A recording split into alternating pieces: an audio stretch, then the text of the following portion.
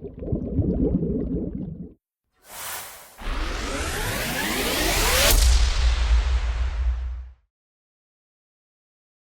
2019, when you came back in 2019, it was I would assume a much more difficult return, just coming off the back, the hamstring and all that. You sort of feel like this is going to be an easier step back into playing? Yeah, 2019. I probably should have been on the court, but I got anxious. I wanted to get out there and help us make a run, but I wasn't ready to play. And this is just a completely different type of injury where through the 4 weeks I was able to just do a lot, still work out, do a lot of things that I would do anyways, just without contact. So this last week has been good. Been in practice, full go, and tomorrow we'll give it a rip. Do you feel like conditioning wise, like you said, you've been able to stay in decent condition during this 4 or 5 weeks?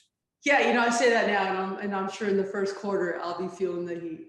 Because there's just nothing like playing a game and being in that game routine and game condition. So that'll eventually come. But I feel good. I feel like I'll be ready to go tomorrow. Next up, we have Alex Simon with the next, followed by Nick Hamilton. Hi, Diana. For this injury to kind of be the freak injury that it is, how frustrating has it been to watch the team kind of continue to have all these post games? I imagine you just want to be like, oh, if I could get out there, that. I imagine that's been difficult to hold yourself back at times. Maybe I don't know if I'm. Yeah. I mean, whenever you don't get to participate, just watching, it's frustrating. And I know how much work they put in. Coming to the gym every day and work, and to not see the results it's frustrating for not only for the whole team but individually. So getting back on the court just it puts your mind to rest a little bit, that you can help a little bit more proactively than just on the bench or in practice. So it'll be nice to be back out there. When you first got the injury, Sandy mentioned to us that she had it before. I think the exact same fracture that you had, but played through it. How much has kind of her counsel just with this specific injury, let alone just in general, kind of been helpful for you throughout this month? Yeah, it happened in game 2 at Connecticut, and I had obviously chest pain, and then we played 2 days later in Washington, and I felt pretty good. I actually felt really good until one play, and then it kind of bothered me again. And then the home game against Connecticut, I was pretty much fine, and then I got hit there, and the next morning I was having a hard time breathing, so I knew something was wrong. And then I think at that time we decided to get some pictures and show the fracture. But yeah, Sandy's been through it, so when you do get advice from someone that's had it, and you kind of go through the process, and you'll be okay. So I did the 4 weeks, and it's healing, and it's only going to get better. Next up, we have Nick Hamilton with Nightcast Media, followed by Danny Thompson. Hey, Diana. Are there any precautionary measures that you need to take, or any type of minutes restriction for this particular game with you coming back? No, I think, obviously be smart as far as, playing time. I leave that up to the coaches, whatever they think. I mean, they watch me practice all week, and I'll let them know how I feel, but there's no minute restrictions. And, I wouldn't be on the court if there was a high risk of re-injuring it, or, any chance of getting hurt again. It's a pretty, it's a spot where there's a lot of vital organs, underneath that bone plate. So, I wouldn't put my long-term health at risk for a game, basically. And lastly, for me, when you look at this LA Sparks team, especially with Tia Cooper and the big win that they had over the Washington Mystics the other night, what do you see from this team defensively that poses a problem for you all? I mean, they're a tough team. I think when you obviously talk about Derek Fisher, who's one of my favorite and toughest players that ever played basketball, his team is going to be exactly the same way. And I think just with Brittany and Tia and Wheeler and KT on the perimeter and Coffee, I mean, they have big, strong, athletic guards that it makes the game tough. So we're gonna have to do a good job of getting each other open, making sure when someone's open to get them the ball, because they're really good at closing out and scrambling. So they pose a lot of difficulties defensively. Next up, we have Danny Thompson with the 3-point conversion, followed by Ian Myers-Drysdale. Diana, Danny Thompson with the 3-point conversion. Great to see you back. We all know how competitive you are. Your competitive nature is legendary. How do you separate yourself from being competitive and being smart when it comes to being on the court? Because we all know you don't want to come out of the game at all. It's your first game back. So how do you maintain that balance for yourself? I hope I've learned some things over the years by playing for so long. And, I think you do have to listen to your body. There are times where you can just push through injuries and push through pain. And I've obviously, and people who've been in the game a long time have been able to do that. And then there's times where, it doesn't benefit you and it doesn't benefit the team. But I think right now I feel really, really good. And I always said, as long as I can help the team on the court, and might not always be 100%, but if you can help your team by just being on the court, I'm willing to do that. I really, I'm not too worried about how I look individually. If I'm helping the unit, I want to be out there. And kind of piggybacking on that, it's 8 days off. You've been around the W in different professional leagues for a very, very long time. The W also playing across overseas. Do you prefer having 8 days off in the middle of the season to kind of like have another training camp, have extra time off and get your body right? Or you prefer kind of playing more games in a certain number of days? It depends if we're playing well or playing like shit. I think this week came at a perfect time for our team collectively, and obviously for me, it gave me a whole week of preparation to going, into the stretch run going to the Olympics. So, it kind of helped our team in two ways. We'll go with the 4 final hands here. Next up, we have Ian Myers-Drysdale, followed by Scott Mimosa. Hey, D. Hey, Annie, how are you? Good. While the time that you were on the bench sitting watching the team, what things did you see that from the Mercury as far as playing? And certainly you were not only a coach, but a cheerleader on the bench with the players. But what did you see that this is a team, even without you on the floor, that they needed to work on and improve?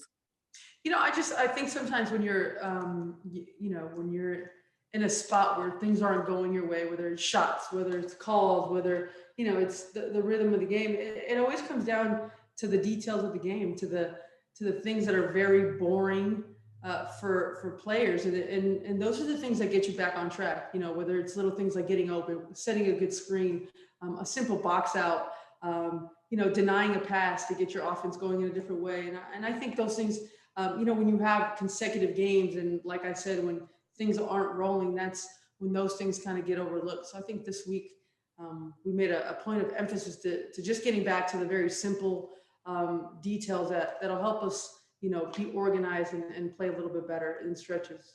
And what's the attitude of some of the players? Because you could see that there were times during some of the games that some of the players just didn't seem to have the confidence, whether they were missing shots and so forth, but that confidence feeling. Yeah, I think that's something that, we're fine. And, I always say, it doesn't really matter if you make or miss a shot. Are you getting the right shots? Are you making the right basketball plays? And if you are, there are times when you can't buy a basket in this game. And we've seen that, from the NBA playoffs, from game to, our league. There are nights where it's just not your night. And can you figure out another way to win the game than just, making threes or playing offense? So I think we've verbalized that as a team to make sure you're impacting the game in a lot of different ways. All right, 3 final questions here. Next up, we have Scott Mimosa, followed by Criso Saltis. Hi, Diana. Hi. Sorry, I missed the national team call on Monday. Can you talk a little bit about the breakdown of the roster and how excited you are about playing with some of the younger players?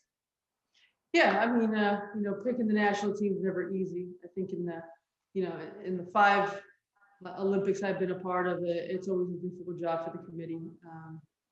I think we always joke around, and other teams joke around, that we could probably put 2 or 3 teams out in the Olympics and be okay. So, it's always a tough decision. But, there's a lot of young talent. There's a lot of veterans. I think it's a great mix of players that complement each other.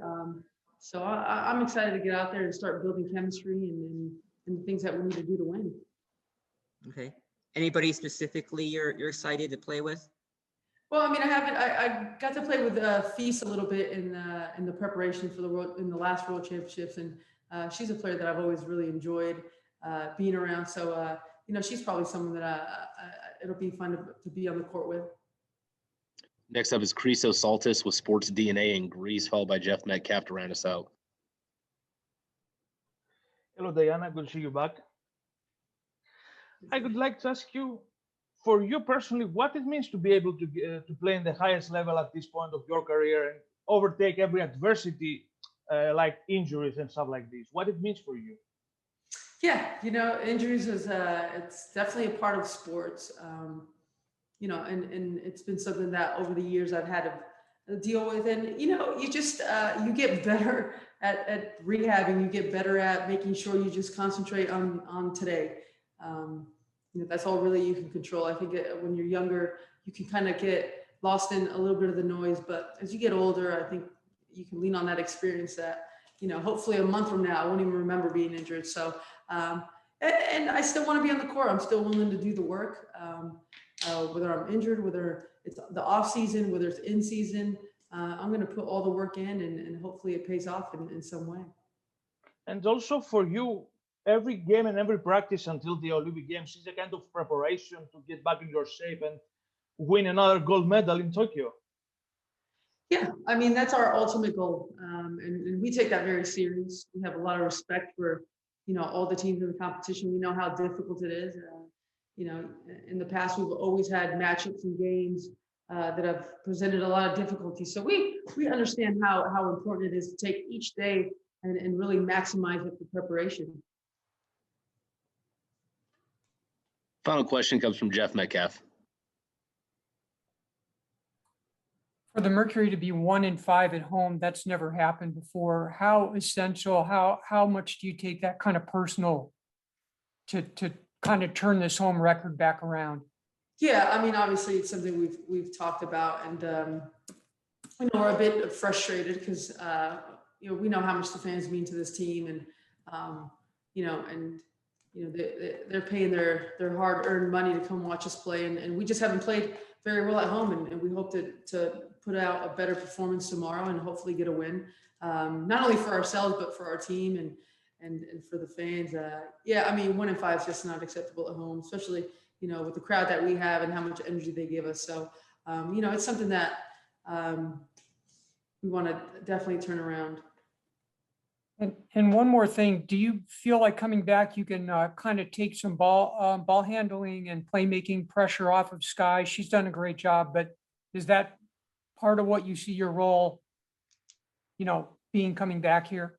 Yeah, definitely. I think, I'll take a little bit of that pressure off her and, try to get her in more of an attacking role off the ball, which I think she's a little bit more comfortable at. But like you said, she's done a really good job of controlling the tempo and getting people involved, and at the same time being able to get in the lane and do the things that she's great at. So, we'll just figure it out. We'll play off each other like we did in the first couple games when we were rolling in the bubble. And, I think we understand,